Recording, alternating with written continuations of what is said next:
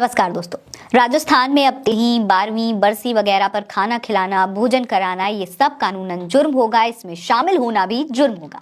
यानी कि राज्य में मृत्यु भोज करवाया जाएगा तो 1 साल की सजा होगी और 1000 रुपए का जुर्माना भी देना पड़ेगा। दोस्तों, राजस्थान पुलिस ने खुद सोशल मीडिया पर ट्वीट करके इस बात की जानकारी दी है। ट्वीट में लिखा गया है कि मृत्यु भोज करना या उसमें शामिल होना कानूनन दंडनीय है। क्राइम ब्रांच के डीआईजी किशन सहाय ने सभी एसपी को मृत्यु भोज पर लगाम लगाने के आदेश भी जारी कर दिए। दोस्तों, अपने पोस्ट में राजस्थान पुलिस ये बताती है कि मृत्यु भोज प्रिवेंशन एक्ट 1960 के तहत एक दंडनीय अपराध है। दोस्तों, पहले हम आपको ये बता देते हैं कि ये कानून होता क्या है और इसके बारे में क्या बात की गई है। दरअसल प्रिवेंशन एक्ट 1960 राजस्थान में मृत्यु भोज को लेकर बनाया गया कानून है, जिसे 1960 में लागू किया गया था। इस कानून के अनुसार मृत्यु भोज करने वाले, इसे आयोजित करने में मदद करने वाले और योजना में शामिल लोगों को इस कानून के तहत 1 साल की सजा होती है।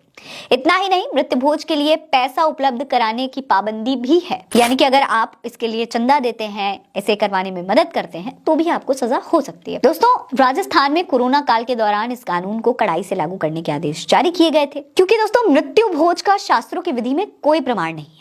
मृत्यु के बाद संपूर्ण कार्य समाप्त होने के बाद ब्रह्मा भोज का महत्व जरूर है।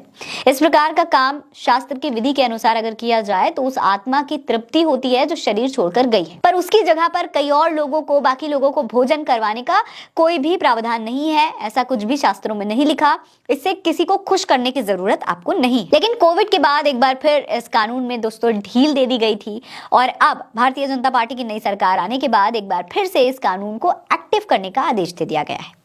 हालांकि इस कानून को लेकर जनता क्या सोचती है, आपको यह भी जान लेना चाहिए। इस मामले पर आशीष पांडे कहते हैं कि अभी कल को राजस्थान पुलिस कहेगी कि शव दाह अपराध है, किसी की मृत्यु में की जाने वाली सारी रीति रिवाज गलत हैं, सर मुड़वाना अपराध है, शव की आत्मा की शांति के लिए दिया जलाने वाला जल अपराध है, शव को फूल माला चढ़ाना अपराध है, मृत्यु पक्ष में पितरों के लिए अनुष्ठान करवाना भी अपराध है। बंटी इसको लेकर लिख रहे हैं कि जिसने भी ये घटिया कानून बनाया है उसको अपने दिमाग का इलाज करवाना चाहिए।